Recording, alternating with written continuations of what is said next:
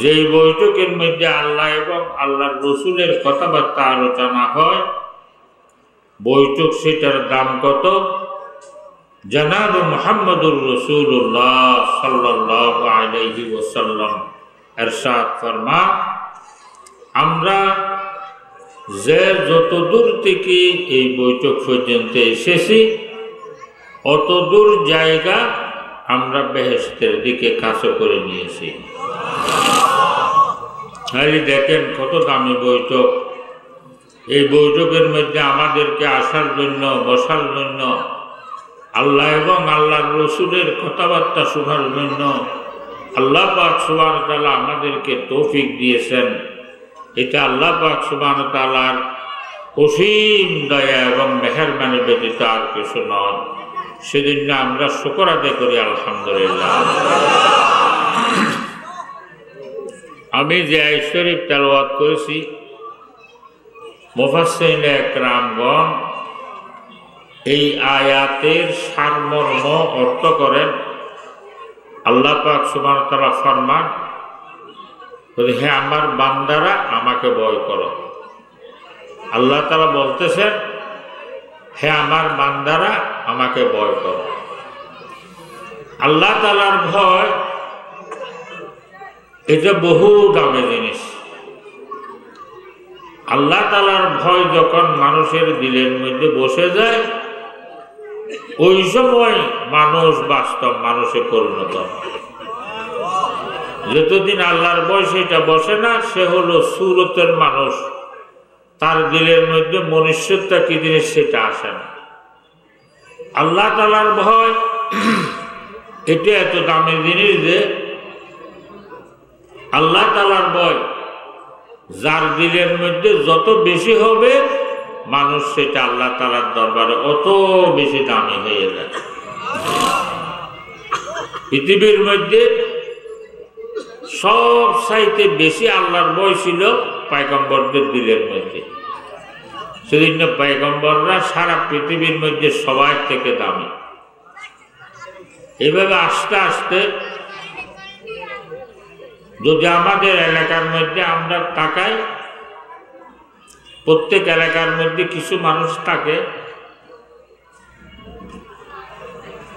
এই 5 ওয়াক্ত নামাজ জামাতের সাথে পড়ে, মিথ্যে বলে না, পারলে মানুষের উপকার করে, কারো উপকার করে না। গরিব মানুষ কৃষি কাজ করে খায়, কিন্তু দেখা যায় ওই পাড়ার মধ্যে কারো ঘরের মধ্যে যদি কোনো মেহমান আসে, প্রথম তাকে দাওয়াত করে। কেহ জিজ্ঞেস করতেছে, এই লোকটা কোনো সর্দার নয়, মাতবর নয়, মেম্বার নয়, চেয়ারম্যান নয়, তাকে আপনারা এত মোহাব্বত কেন করেন, এত সম্মান কেন করেন? উত্তর বলে কি, ওই যদি এই লোকটা সর্দার নয়, মাতবর নয়, মেম্বার নয়, চেয়ারম্যান নয়, আমাদের পাড়ার মধ্যে সব চাইতে ভালো লোক। কেমনে? 5 ওয়াক্ত নামাজ জামাতের সাথে পড়ে, পারলে মানুষের উপকার করে, কারো অপকার করে না, মিথ্যে বলে না, এরকম বলে না। তাই দেখেন এর দিলের মধ্যে একটু আল্লাহর ভয় আছে। একটু আল্লাহর ভয়ে তার দাম আল্লাহ তাআলা কত বাড়িয়ে দিয়েছে। এর থেকে একটু উপরের দিকে যদি তাকাই, যেমন শেখ ফরিদুদ্দীন আত্তার রহমতুল্লাহ আলাইহ, শেখ ফরিদুদ্দীন আত্তার রহমতুল্লাহ আলাইহ নাম নেওয়ার সাথে সাথে আপনারা সবাই চিনতেছেন না? দেখেন ইনি আমাদের থেকে বিদায় নিয়েছেন যে 700 বছর অতিবাহিত হয়ে গেছে। আমাদের পাড়ার মধ্যে কিছু মানুষ আছে, আমরা এক পাড়ার মধ্যে বসবাস করি, এক রোড দিয়ে হাঁটি, এক বাজারে বাজার করি, তারপরও তার নাম নিয়ে জিজ্ঞেস করলে কেহ চিনে না। আবার বাপের নাম, ভাইয়ের নাম দিয়ে তাকে পরিচয় দিতে হয়, আছে না এলো? এই দেখেন শেখ ফরিউদ্দিন আত্তার রহমতুল্লাহ আলাইহ আমাদের দিকে বিদায় নিয়েছেন যে 700 বছর অতিবাহিত হয়ে গেছে। আবার কোনো আমাদের পাড়ার লোক না, গ্রামের লোক না, থানার লোক না, জেলার লোক না, দেশের লোক না, ভিন্ন এক দেশের লোক 700 বছর পর ওনার নাম নেওয়ার সাথে সাথে আপনারা সবাই চিনতেছেন। এদের দাম এত বেড়ে যাওয়ার পিছনে কারণটা কি? কারণ হলো যে ওনাদের দিলের মধ্যে আল্লাহর ভয় ছিল। এক আল্লাহর ভয়ে ওনাদের দাম এত বাড়িয়ে দিয়েছেন যে আমরা নয়, কিয়ামত পর্যন্ত ওনাদের নাম নেওয়ালা দুনিয়ার মধ্যে থাকবেন। শেখ ফরিউদ্দিন আত্তার রহমতুল্লাহ আলাইহ কত বড় বুজুর্গ ছিলেন। ওই যুগের সর্বশ্রেষ্ঠ আলেম, সর্বশ্রেষ্ঠ বুজুর্গ হযরত জালালউদ্দিন রুমি রহমতুল্লাহ আলাইহ লিখেন। জালালউদ্দিন রুমি রহমতুল্লাহ আলাইহর বই পুস্তক যারা পড়েছেন তারা বুঝতে পারবেন উনি কত বড় বুজুর্গ ছিল, কত বড় আলেম ছিল। উনি লিখতেছেন শেখ ফরিউদ্দিন আত্তার রহমতুল্লাহ আলাইহ একটা কিতাব লিখেছেন। কিতাবটার নাম হলো পন্দানামা। কত ওই কিতাবটা আমি শুরু থেকে শেষ পর্যন্ত একবার তেলাওয়াত করেছি। তেলাওয়াত করার পর উনি লিখতেছেন শেখ ফরিউদ্দিন আত্তার রহমতুল্লাহ আলাইহ আল্লাহ তাআলার মারিফতের 7 শহর সায়ের করে চলে গেছেন। এখনো আমি জালালউদ্দিন রুমি প্রথম শহরের প্রথম গলির মধ্যে। তাই দেখেন এত বড় বুজুর্গ, এত বড় আলেম যিনার প্রশংসা করতেছেন, তাইলে উনি কত বড় বুজুর্গ হবে। শেখ ফরিউদ্দিন আত্তার রহমতুল্লাহ আলাইহ কিতাবের মধ্যে লিখতেছেন কত ওনার কোনোদিন নামাজ কদা হয় না, তাহাজ্জুদ কোনোদিন ছুটে নেই। 24 ঘন্টা আল্লাহর জিকিরের মধ্যে থাকতেন, 24 ঘন্টা আল্লাহর জিকিরের মধ্যে থাকতেন। ওনার প্রত্যেক নিঃশ্বাস থেকে আল্লাহর জিকিরের আওয়াজ বের হইত, প্রত্যেক রক্তের ফোঁড়ার থেকে আল্লাহর জিকিরের আওয়াজ বের হইত। তাইলে যিনি রাত দিন 24 ঘন্টা আল্লাহর জিকিরের মধ্যে থাকতেন, আল্লাহর স্মরণের মধ্যে থাকতেন, নামাজ রোজার মধ্যে থাকতেন, ইবাদতের মধ্যে থাকতেন, তাইলে ওনার কাছে সওয়াবের পাহাড় না, সওয়াবের পাহাড় না। দেখেন এতগুলো সওয়াবের অধিকারী হওয়া সত্ত্বেও, এত বড় বুজুর্গ হওয়া সত্ত্বেও উনি শেষ রাত্রে উঠে আল্লাহর দরবারে কাঁদতেছেন। পাদশাহা জন্ম মারা দরগুজার, পাদশাহা জন্ম মারা দরগুজার, মা গুনাগারি মে তু আমরদগার, তूने कुका रियो माबद कर दए, जुर्म बे अंदाजा बेहद कर दए। শেষ রাত্রে উঠে কাঁদতেছে, নিজেকে নিজে বলতেছে হযরত শেখ ফরিদ, তুমি যদি এখন মৃত্যুবরণ করো, তোমাকে এখন আল্লাহর সামনে হাজির করা হবে। আল্লাহর সামনে যদি হাজির করা হয়, আল্লাহ তাআলা তোমার কাছে জিজ্ঞেস করবে, কবে হে শেখ ফরিদ, তুমি আমার জমিনের উপরে ছিলা, আমার আসমানের নিচে বসবাস করেছো, আমার সূর্যের আলো ব্যবহার করেছো, আমার চাঁদের কিরণ ব্যবহার করেছো, আমার অগণিত নিয়ামত তুমি ব্যবহার করেছো, এমনকি তোমার মাথার চুলইতে ফায়ের তালু পর্যন্ত তোমার বলতে পারবে যে সেরকম কোনো জিনিস তোমার কাছে নেই। সবগুলো আমার দেওয়া নিয়ামত ব্যবহার করেছো, আমার দেওয়া ৬৭ বছর দামি হায়াত তুমি খরচ করেছো, এগুলোর পরিবর্তে আমার জন্য কি নিয়ে এসেছো জিজ্ঞেস করবে না? তা আমাদের কাছেও জিজ্ঞেস করবে না? তো শেখ ফরিদ নিজেকে নিজে বলতেছে, তোমার কাছে যদি আল্লাহ তাআলা জিজ্ঞেস করে, আমার পিছের হায়াতের দিকে যদি আমি তাকাই, একটা নেকিও আমি তালাশ করে পাচ্ছি না যেই নেকিটা ইয়া আল্লাহ আমি আপনার সামনে পেশ করব। এভাবে বলতেছেন যে বলি বলি খানতেছেন দেখে যাদের জীবনে কোনোদিন নামাজ ছুটে নেই, তাহাজ্জুদ ছুটে নেই, রাত দিন 24 ঘন্টা আল্লাহর জিকিরের মধ্যে থাকতেন, শেষ রাত্রে উঠি খানতেছে, কত নেকুকা রিজো মাবদ কর দায়েম জুরম বে আন্দাজ বে হদ কর দায়েম।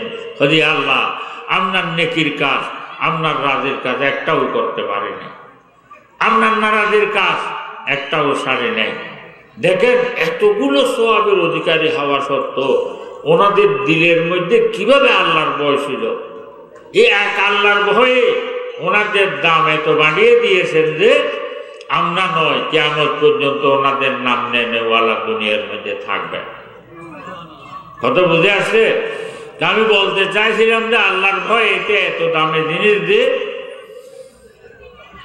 আল্লাহর ভয় যার দিলের মধ্যে যত বেশি হবে মানুষ সেটা আল্লাহ তাআলার দরবারে অত বেশি দামি হয়ে যায়।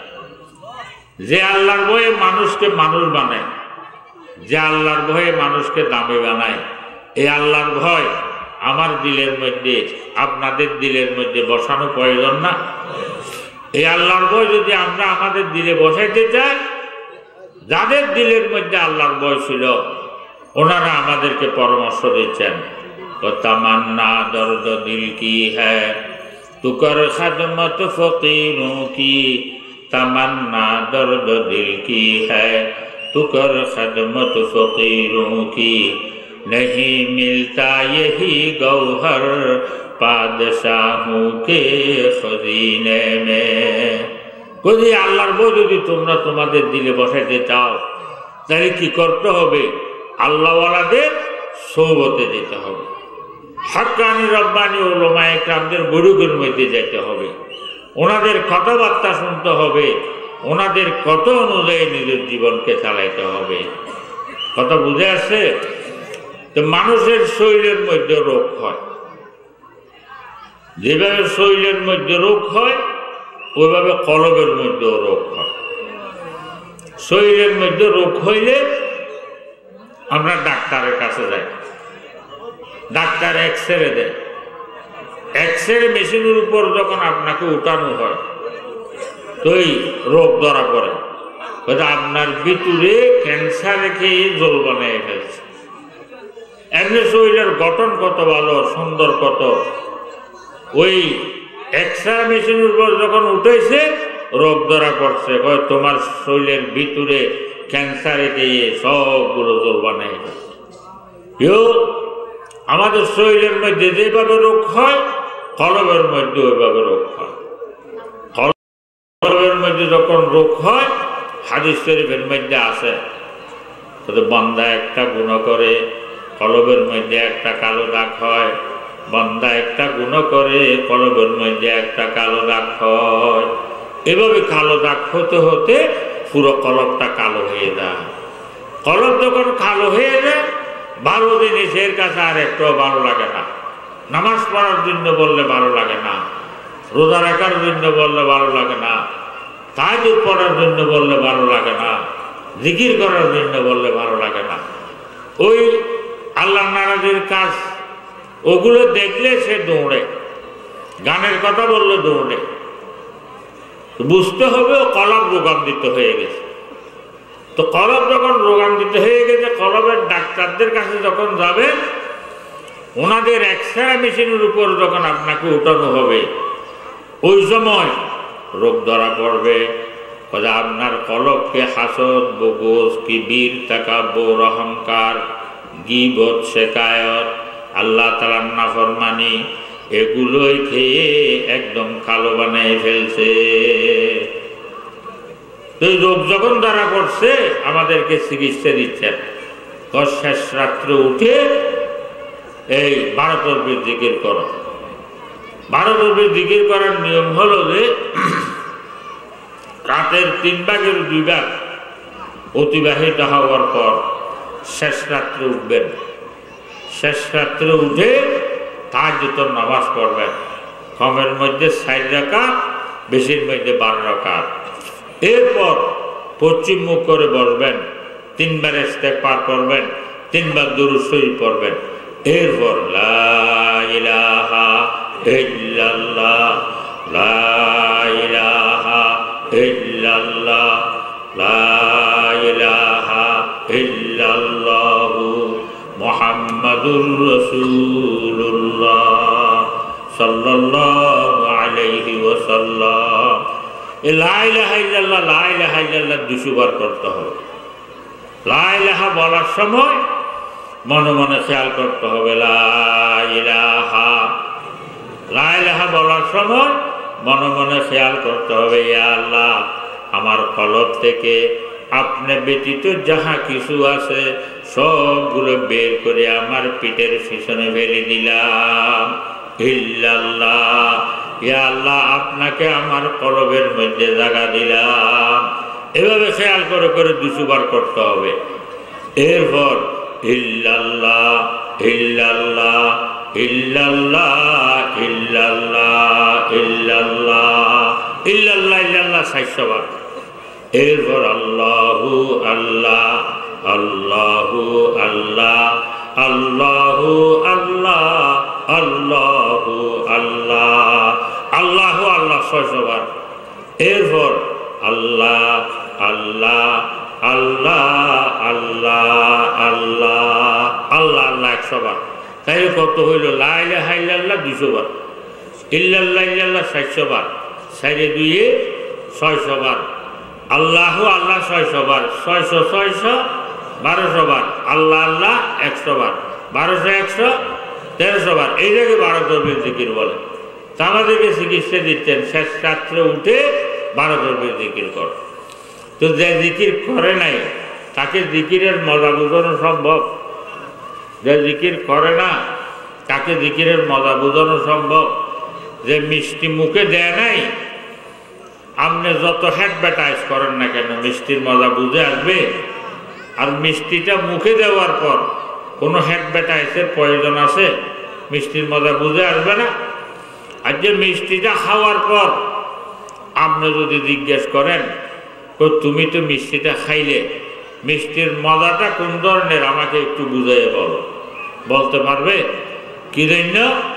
কতগুলো জিনিস আছে যে খায় সে মজাটা উপভোগ করতে পারে, এগুলো কাউকে বুঝাইতে পারে না। কথা বুঝে আসছে? যে জিকির করে নাই তাকে জিকিরের মজা বোঝানো সম্ভব না। আর যাদের কাছে বুঝে আসছে ওগুলো কাউকে বোঝানোর জিনিসও নয়। কথা বুঝে আসছে?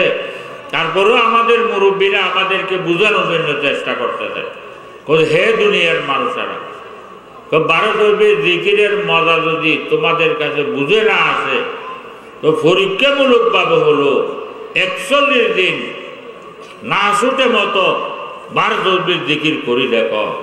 41 দিন না ছুটে মতো 12 তরবির জিকির করলে লাভ কি হবে?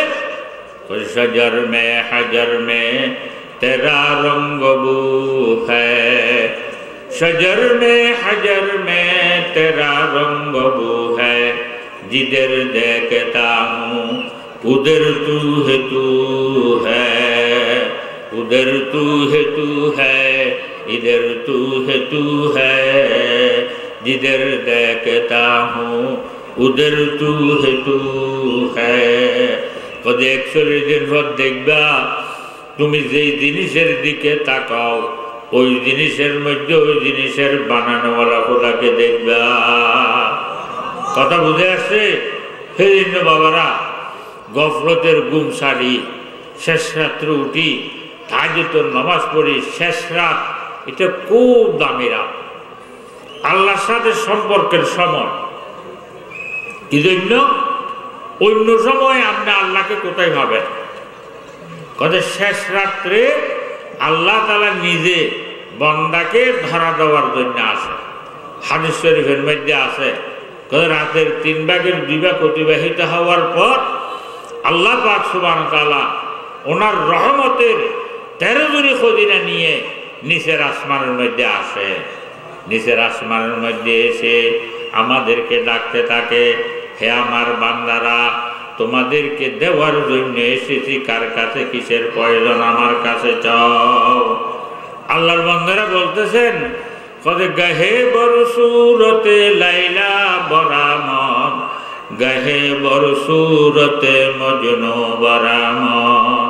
কদে আল্লাহ তাআলার রহমত কোন সময় লাইলির বেশে আর কোন সময় মইনুর বেশে আমাদের ঘরের দুয়ারে দুয়ারে এসে আমাদেরকে ডাকতেছে।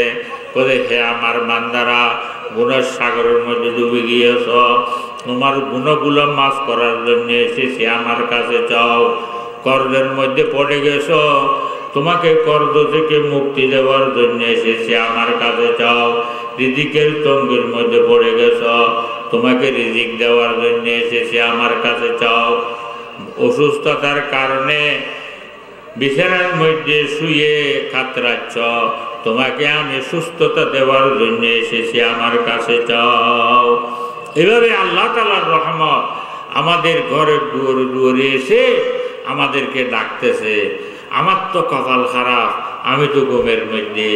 সেদিন বাবারা, এই শেষ রাত্রে উঠবেন, গফলতের ঘুম সারি, শেষ রাত্রে উঠি, তাহাজ্জুদের নামাজ পড়ি, 12 তসবিহ জিকির করি, এরপর আল্লাহর দরবারে কান্না আরম্ভ করে দিই। কত বড় বড় বুজুর্গরা শেষ রাত্রে উঠে আল্লাহর দরবারে কাঁদতেছেন। গুনাহ মে সারি উমর গুজারি, আই মেরে মৌলা আই মেরে বারি, কিসকো পুকারে তেরে বিকারি, আই মেরে মৌলা আই মেরে বারি, क्या हशर होगा दहशत तारी, আই মেরে মৌলা আই মেরে বারি। এত বড় বড় বুজুর্গরা যদি শেষ রাত্রে উঠে, আসমান জমিনের মাঝখানে যে খোলা জায়গা আছে সবগুলো পরিপূর্ণ হয়ে গেছে। আল্লাহ, এই গুনার সাগর নিয়ে, গুনার পাহাড় নিয়ে সারা দুনিয়ার মানুষ যখন ঘুমে, পশু পাখি পর্যন্ত যখন ঘুমে, ফকির যেভাবে দাতার সামনে হাত পাতে, আমরাও গুনাহ মাফের বিকেরি হয়ে আপনার শাহী দরবারে হাতগুলো পেতে দিয়েছি মাওলা। তো দুশ্মনের সামনে হাত পাতলে খালি হাত ফেরত দিতে লজ্জা লাগে। আপনি আহকামুল হাকিমিন, রব্বুল আলামিন, সারা জাহানের মালিক, সারা জাহানের বাদশাহ, আপনি কেমনে খালি হাত ফেরত দিবেন মাওলা? ইয়া আল্লাহ, আপনি দয়া করে মেহেরবানি করে আমার জীবনের সমস্ত গুনাহগুলো মাফ করে দাও।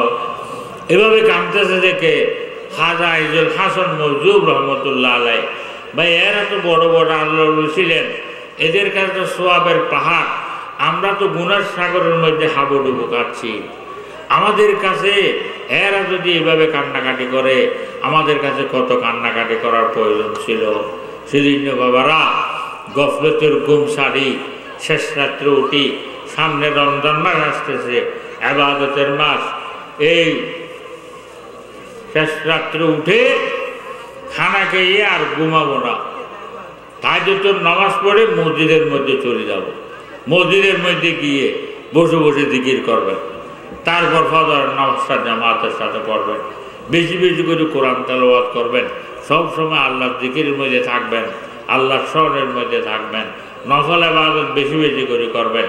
গীবত শেখায়েত থেকে এই নিজের জবানকে হেফাজত করবেন, নিজের মুখকে হেফাজত করবেন। রাত অনেক হয়ে যাচ্ছে, সেজন্য আমি আর দীর্ঘ করছি না। আল্লাহ তাআলা আমরা সবাইকে আমল করার জন্য তৌফিক দান করুন। কয়েকবার দুরূদ শরীফ পড়ি। আল্লাহুম্মা সাল্লি আলা সাইয়্যিদিনা ওয়া নাবিয়্যিনা ওয়া শাফি'িনা ওয়া হাবিবিনা ওয়া মাওলানা মুহাম্মদ ওয়া বারিক ওয়া সাল্লিম। আল্লাহুম্মা সাল্লি আলা সাইয়্যিদিনা ওয়া নাবিয়্যিনা ওয়া শাফি'িনা ওয়া হাবিবিনা ওয়া মাওলানা মুহাম্মদ ওয়া বারিক ওয়া সাল্লিম। দোয়া করেন, সবার জন্য দোয়া করবেন। এই জমিনের মধ্যে আল্লাহর কুতুব শুয়ে আছেন, ওনার জন্য দোয়া করবেন। এই মাদ্রাসার জন্য দোয়া করবেন। এই মাহফিল যারা আয়োজন করেছেন তাদের জন্য দোয়া করবেন। যারা সাহায্য সহযোগিতা করতেছেন তাদের জন্য দোয়া করবেন। যারা মাহফিলের মধ্যে এসে মাহফিলকে সাফল্যমণ্ডিত করেছেন তাদের জন্য দোয়া করবেন। সমস্ত মুসলমানদের জন্য দোয়া করবেন। বহু মানুষ অসুস্থ, বহু মানুষ পেরেশানির মধ্যে আছে, মুসিবতের মধ্যে আছে, মুশকিলাতের মধ্যে আছে, মামলা মোকদ্দমার মধ্যে আছে, সবার জন্য দোয়া করেন। আল্লাহুম্মা আমিন। আলহামদুলিল্লাহি রাব্বিল আলামিন ওয়াসসালাতু ওয়াসসালামু আলা আশরাফিল আমবিয়া ওয়াল মুরসালিন। ইয়া আল্লাহ ইয়া আরহামার রাহিমিন, আমরা কিছু সংখ্যক আপনার গুনাহগার বান্দা, মাথার চুলেটি পায়ের তালু পর্যন্ত গুনায় ডোবা। সাফ কলবের জন্য মুখ নাই ইয়া আল্লাহ, পাক কলবের জন্য মুখ নাই ইয়া আল্লাহ। ইয়া আল্লাহ এতগুলো গুনাহ করেছি যে মাওলা, আমাদের গুনায় আসমান জমিন কালো হয়ে গিয়েছে ইয়া আল্লাহ। ইয়া আল্লাহ আমাদের গুনাহগুলো যদি জমিনের উপর রাখা হয়, আসমান আর জমিনের খোলা জায়গার মধ্যে আসবে না, যে থেকেও বেশি গুনাহ করেছি মাওলা। ইয়া আল্লাহ সাগরের ফেনা থেকেও বেশি গুনাহ করেছি মাওলা। ইয়া আল্লাহ গুনার সাগর নিয়ে, গুনার পাহাড় নিয়ে ফকির যেভাবে দাতার সামনে হাত পাতে, ইয়া আল্লাহ আমরাও গুনাহ মাফের বিকেরি হয়ে আপনার শাহী দরবারে হাতগুলো পেতে দিয়েছি মাওলা। ইয়া আল্লাহ দুশ্মনের সামনে হাত পাতিলে খালি হাত ফেরত দিতে লজ্জা লাগে। আপনি আহকামুল হাকিমিন, রব্বুল আলামিন, সারা জাহানের মালিক, সারা জাহানের বাদশাহ, আপনি কেমনে খালি হাত ফেরত দিবেন মাওলা। ইয়া আল্লাহ আপনি দয়া করে মেহেরবানি করে আমাদের জীবনের সমস্ত গুনাহগুলো মাফ করে দাও। ইয়া আল্লাহ আমাদের মুরব্বীরা যারা দুনিয়া থেকে বিদায় নিয়েছেন, আমাদেরকে না খাবাই আছেন, না ফিন্ডে আছেন, তারা আজকে কবরের মধ্যে শুয়ে আছে। কে কোন অবস্থার মধ্যে আছে জানি না মাওলা। ইয়া আল্লাহ আপনি দয়া করে মেহেরবানি করে ওনাদের জীবনের সমস্ত গুনাহগুলো মাফ করে দাও। ওনাদের কবরগুলোকে বেহেশতের বাগিচা বানায় দাও। কিয়ামত পর্যন্ত কবরের মধ্যে ওনাদেরকে সুখের ঘুমে রাখো। ইয়া আল্লাহ খাস করে হুজুরের জীবনের সমস্ত গুনাহগুলো মাফ করে দাও। ওনার কবরকে আপনার নূর রহমত দিয়া ভরপুর করিয়া দাও। ইয়া আল্লাহ এই মাহফিলকে কবুল ফরমা।